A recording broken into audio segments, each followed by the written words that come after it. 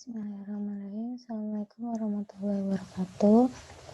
Baik, ini adalah materi tentang alkohol dan fenol bagian pertama ya.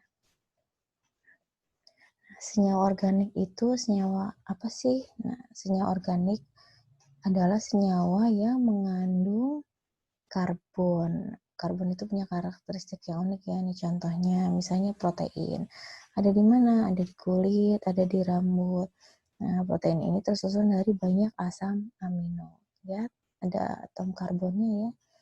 Lalu ada juga dalam bentuk lemak atau dengan nama trigliserida. Ada juga dalam bentuk RNA. Suka dengarkan tes DNA. Nah, itu RNA adalah bagian dari basa-basa nukleat dalam tubuh kita. Di sini ada karbon pentosa dengan nama ribosa. Ini contoh-contoh senyawa karbon yang ada di tubuh kita ya.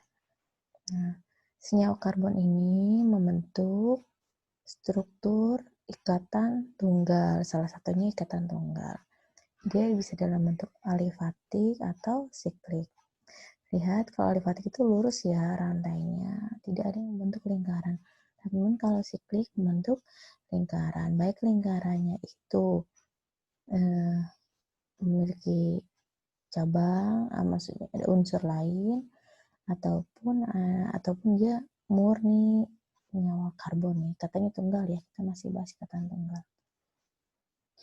Nah, kalau dari kereaktifannya itu berdasarkan ada ikatan rangkapnya atau tidak dan gugus fungsinya. Nah, di sini kita akan melihat, ini contoh ikatan rangkap ya.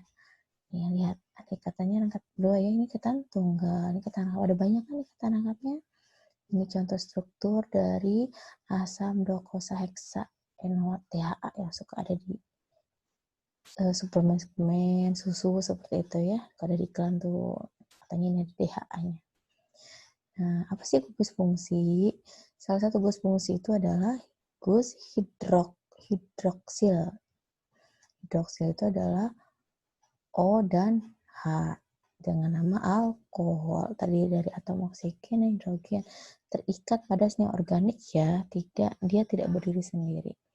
Misalnya dia pada senyawa yang ikatannya tunggal ya, ini namanya mentol, atau dia berikatan pada senyawa yang berikatan rangkap, ini ada rangkapnya ya, benzen dengan nama fenol.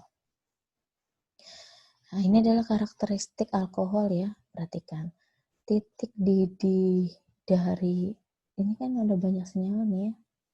Nah, coba perhatikan, ketika dia air, HF, NH3HCl, itu dibandingkan HCl ya, itu ekstrim ya, tinggi ya katanya. Nah, maksudnya titik didihnya tinggi ya. Nah, ini karena kan dia memiliki ikatan hidrogen. Ini kekhasan dari ikatan hidrogen. Kita bahas nanti kaitannya sama alkohol. Nah, alkohol itu manfaatnya apa sih? Alkohol mengandung gus OH yang terikat dengan jenuh atau dengan hibrisasi sp3, digunakan sebagai pelarut. Nah, ada juga fenol. Ini fenol ya. Ini alkohol yang biasa. Nah, bisa juga metanol. Etanol itu suka ada di lab ya, suka dipakai. Tuh, fenol. Tuh, kalian tahu parfum? Nah, parfum itu kan ada ada bahan utamanya, ada pelarutnya. Itu pelarutnya pakai metanol. Metanolnya. Alkohol buat apa sih fungsinya? Nah, ini ada dalam bentuk amilosa. Amilosa atau pati ya, pati-patian. Atau bisa juga dia sebagai bahan bakar. Nah, lagi tren nih bahan bakar terbarukan ya. Etanol atau bioetanol seperti itu. Nah, kalau fenol ada di mana? Nah, suka dengarkan, menangkal radikal bebas. Nah, ini mengandung UVA, UVB ya, seperti itu banyak ya. Nah, itu karena dia memiliki banyak senyawa fenol di dalamnya. Semakin banyak senyawa fenolnya, maka dia semakin baik menangkal radikal bebas. Contohnya vitamin E strukturnya Mana fenolnya? Nah, ini kan itu fenolnya ya. Ini gugus OH-nya. OH yang terikat pada cincin benzen. Yang kemarin kita bahas saat pertemuan pertama dengan chemdraw ya. Nah, alkohol ini ada beberapa macam. Ada primer, sekunder, tersier. Bukan kebutuhan pokok ya. Kebutuhan primer gitu ya, bukan. Nah, kalau primer itu yaitu C-nya memiliki 2H dengan 1 R. R-nya itu alkil ya. Alkil itu maksudnya C yang lain seperti itu. Ini berarti alkilnya ada berapa nih? Ada 4 kan. Nah, ini OH-nya. OH-nya berada pada C dengan 2 atau H. Lalu ada juga yang sekunder. Sekunder dia punya 2 R, 1 H. Mana R-nya? Nah, R-nya ini 1 metil, satunya etil karena C-nya 2 ya. 1 H. Jadi 2 R, 1 H. Ini berarti sekunder. Cirinya gini aja. Kalau primer itu di ujung, sekunder itu di tengah. Tapi di tengahnya lurus ya. Tapi ada juga di tengah yang namanya tersier. Kenapa dia tersier? Karena dia di tengah, dia punya 3 R. R di sini metil, di sini metil, di sini metil. Metil ya ini. Nah, OH-nya terikat pada C tersier ini. Berarti alkohol tersier. Oke, tata nama IUPAC-nya ya. IUPAC sekarang ada yang terbaru nih. Nah, secara umum nama tersebut memberikan akhiran ol, sama ya ol. Nah, pertama kita cari rantai terpanjangnya. Rantai terpanjangnya ada berapa sih? Tapi tentunya membawa OH ya. Nah, kita hitung ada berapa, lalu beri nomor. Nomor itu mulai dari yang dekat dengan OH. Sebutkan semua sumber nomor. Nah, kemudian ada substituen yang lain. Oke, langsung contoh ya. Misal gini. Coba lihat ini. Ada berapa karbonnya? 1, 2, 3, 4. Berarti ini kalau alkana namanya butanaka. Nah, sekarang ada alkoholnya, ada olnya. Jadi butanol. Nah, kalau penamaan yang terbaru menjadi butan 2-ol. Kenapa butan? Butan ini adalah butananya tadi itu. Duanya adalah OH-nya ada di nomor 2. Kenapa satunya di sini bukan di sini? Nah, penomorannya itu dari yang dekat dengan OH. Karena dekat kan sama OH. Nah, dari sini. Berarti butan 2-ol. Nah, sekarang masih butan nih, tapi ada cabangnya. Namanya 2-metil butan 2-ol. Kenapa 2-metil?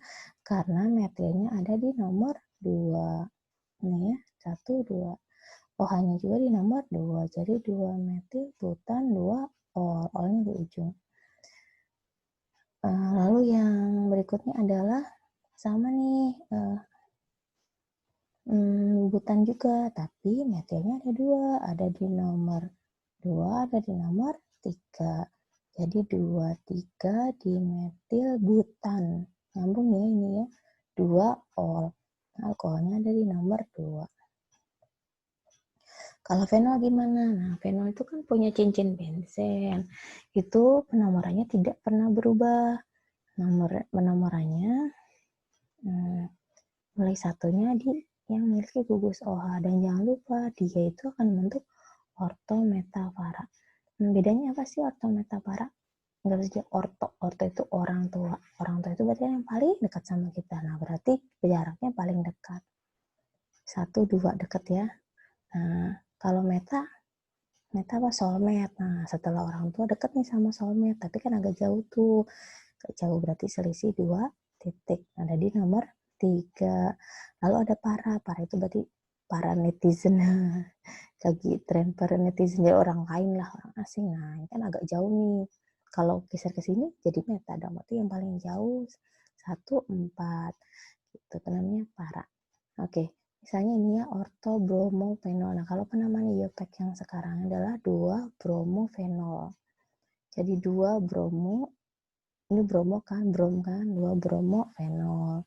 Lalu ini berapa di nomor 3? Berarti 3 nitrofenol atau meta-nitrofenol.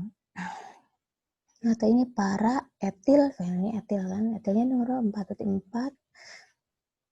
Oh, ini salah ya, 4 etil fenol, bukan metil ya. Lalu penamaan alkohol, nah ini ada, jadi kalau kita punya lihat OH, itu ekornya apa sih? Ekornya kalau 3 berarti kan propil alkohol, seperti itu. Itu biasanya nama dagangnya.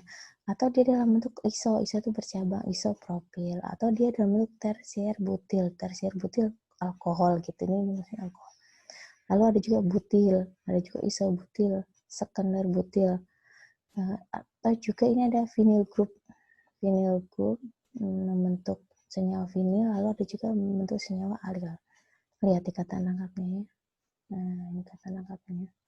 Posisinya seberapa jauh dari gugus OH-nya.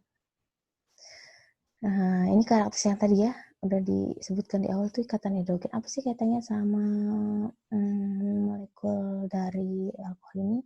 Nah, ternyata berdasarkan percobaan, alkohol itu memiliki tinggi yang tinggi dibandingkan senyawa lain dengan berat molekul yang sama. Kenapa? Karena dia membentuk ikatan hidrogen. Ini kan OHRR itu maksudnya alkohol ya. Jadi dia O sama H yang lain ada ikatan. O dengan H yang lain ada ikatan hidrogen. Terus begitu. Makanya dia membentuk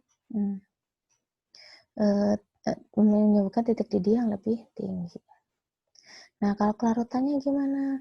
Kelarutannya untuk alkohol dengan karbon yang sedikit atau 1-4 itu umumnya dapat larut dalam air walaupun tidak full larut ya.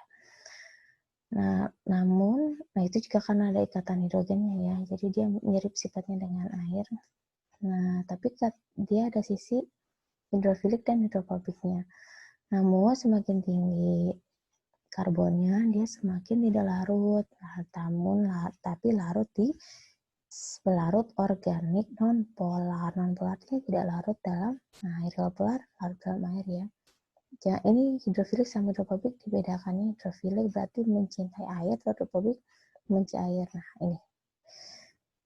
Misalnya ini apa nih? Butanol ya. Ini C-nya ada 4, ini OH, ini PEB kan, ada PEB-nya kan, oksigen itu. Nah, PEB ini saat dia kasih air membentuk ikatan hidrogen kan dengan air ini. Tapi dia punya dua daerah, ada daerah hidrofobik, ada daerah hidrofilik. Nah, nanti diperbaharui ya ini daerah hidrofilik ya maksudnya. Jadi bukan ini hidrofobiknya, nah ini hidrofiliknya, daerah yang dia kena sama air. Karenanya sebagian kecil alkohol itu memiliki sifat larut dengan air. Baik, begini saja, dilanjut diskusi saat perkuliahan. Assalamualaikum warahmatullahi wabarakatuh.